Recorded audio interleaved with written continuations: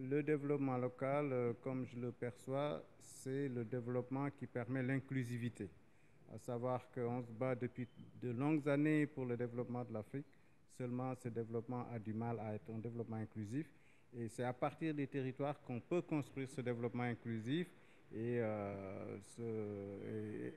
c'est un peu la motivation aussi qui nous pousse à créer Padel Afrique pour essayer de réunir des ressources professionnelles au niveau africain pour qu'il y ait un vrai écosystème en matière de développement local en mettant ensemble les différentes compétences qui peuvent exister en Afrique francophone.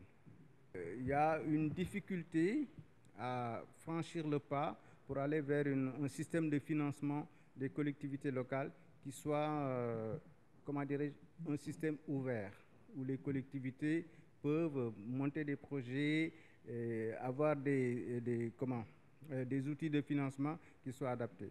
Notre ambition en tant que Padel Afrique, c'est aussi de faire évoluer, progresser ce domaine qui est capital pour réussir le développement, en faisant travailler évidemment des experts dans ces domaines-là qui vont pouvoir apporter leurs compétences pour que nous puissions apporter des réponses concrètes qui permettent aux États et aussi aux collectivités de faire évoluer l'écosystème en fait, du financement local qui aujourd'hui est quand même très limité. La grosse difficulté, c'est qu'on a encore du mal à grandir, entre guillemets, c'est-à-dire que les États fassent confiance vraiment au territoire.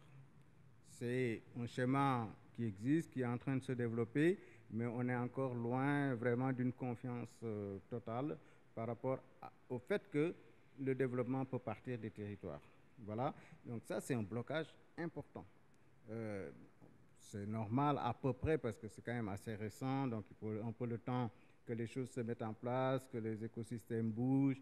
Et nous, en fait, notre rôle, c'est aussi d'accompagner ce mouvement pour que plus rapidement les gouvernants, mais aussi les élus locaux, les professionnels, comprennent les vrais enjeux qui se posent et travaillent par rapport à ça. L'autre difficulté, c'est quand même le niveau de compétence, aussi bien des élus locaux que des professionnels qui travaillent dans les collectivités, qui ont besoin vraiment d'un renforcement de capacités techniques dans le domaine financier aussi, et même dans le domaine administratif, d'organisation et autres. Voilà. Ce sont des points qui semblent un peu faciles à régler, mais loin de là. Ça demande beaucoup de travail, beaucoup d'énergie, et ça demande surtout que les États puissent se mobiliser à ce niveau-là. C'est en train d'être fait dans beaucoup de pays, mais il y a encore beaucoup de chemin à parcourir. Nous pensons que, par exemple, l'outil numérique pourrait être un outil qui pourrait aider vraiment à avancer plus vite parce que le monde aussi avance, le monde bouge. Nous ne sommes pas seulement des pays fermés, nous sommes des pays ouverts.